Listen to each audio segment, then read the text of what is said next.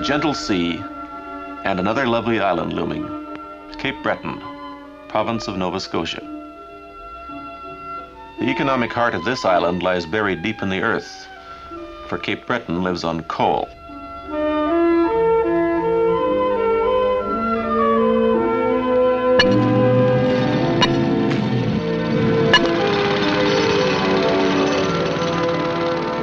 Men of the night shift toil in dim corridors stretching far out under the bottom of the sea.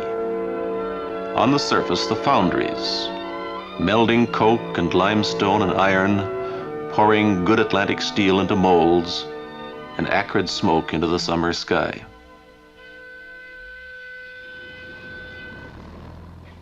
Coal, steel, and music.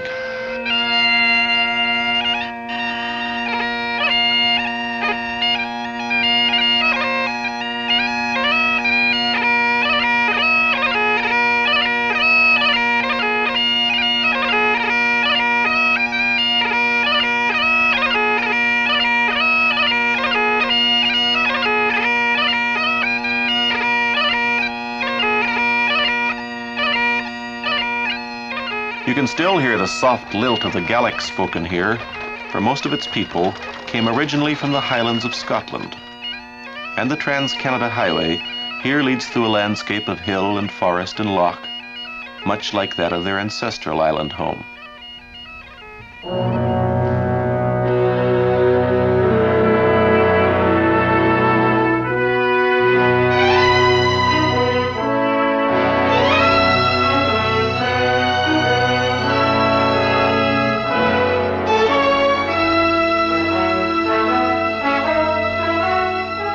It's somewhat debatable whether Cape Breton is now, strictly speaking, an island.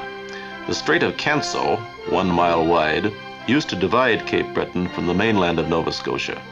It wasn't practical to build a bridge because of the tides and ice jams. But the road must go through, the links must be forged. Here a gigantic link of rock to form the deepest causeway in the world.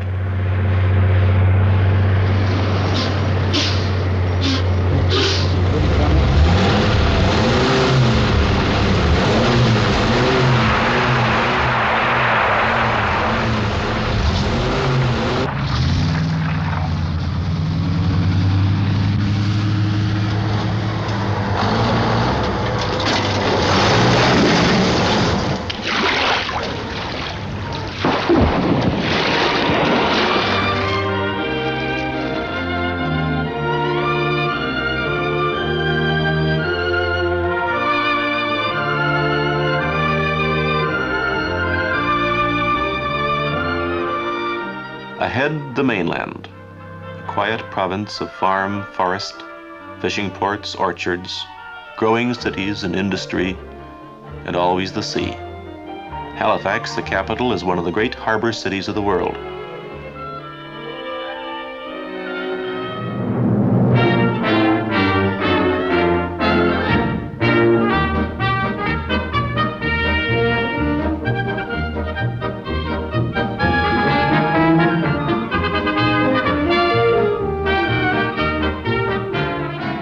You could tuck all the world's navies away in Bedford Basin here. A century ago, Halifax used to pride itself on its sailing ships. Now, in an age of aircraft carriers and atomic submarines, the terms are different, but the proud maritime tradition remains at the great Atlantic Naval Base.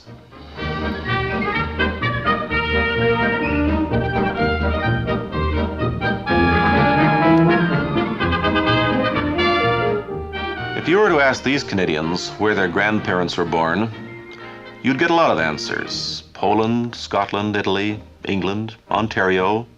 A few might say simply the island. They don't feel it's necessary to specify Prince Edward Island, as though they mean to say, what other island is there?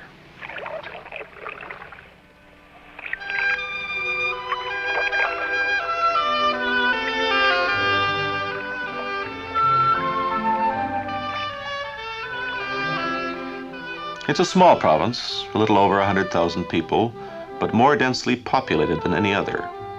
In the main, they are fishermen and farmers.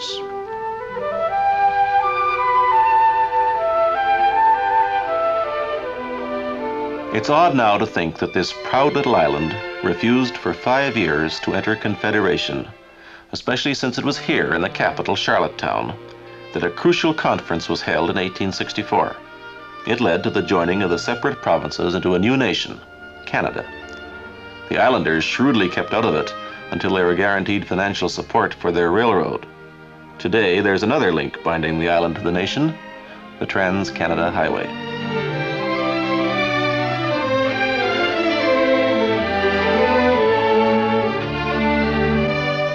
You can drive directly from the highway onto the car ferry to the mainland. It's called the Abegweit, the old Micmac Indian name for their beautiful island, meaning cradled in the waves.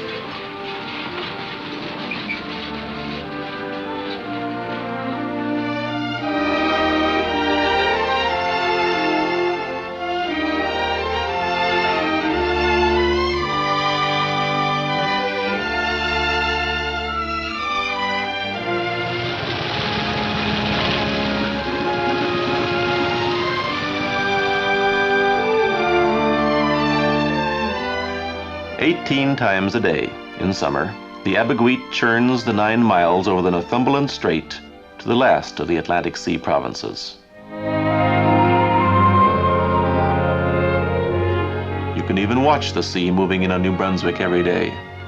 Not the gentle rise of the tide as elsewhere, but a creeping edge of water at the head of the Bay of Fundy, one of the highest tides in the world.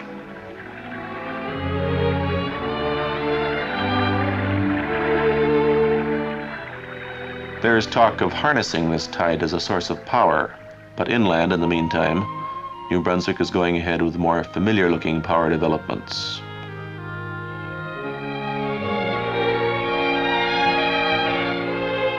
Here at Beechwood, for example, as part of the growing industrialization of the province.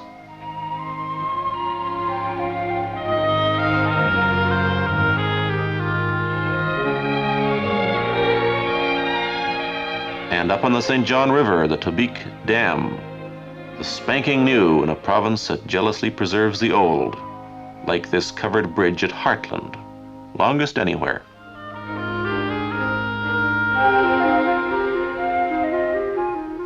They used to say of the Maritimes, "What's the principal export?" And the rather sardonic answer, "Brains." It's noteworthy that these quiet, undramatic provinces should have sent out to the world so many men of culture, power, eminence in many fields. Not too remarkable, perhaps, for the Maritimers always had a passion for education. Here in the capital city, Fredericton, the university stems from an academy founded by United Empire Loyalists almost 2 centuries ago.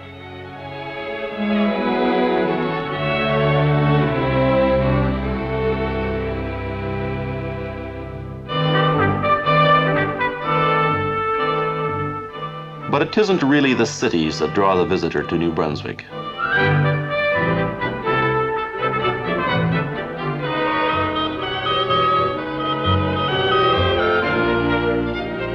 In the fishing season, he's almost certainly headed out to the cool pools and riffles of the game rivers with the fabled names.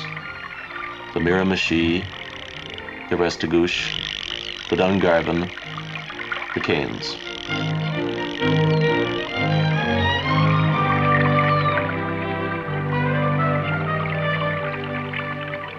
Creel limit, 30 salmon in any 1 week.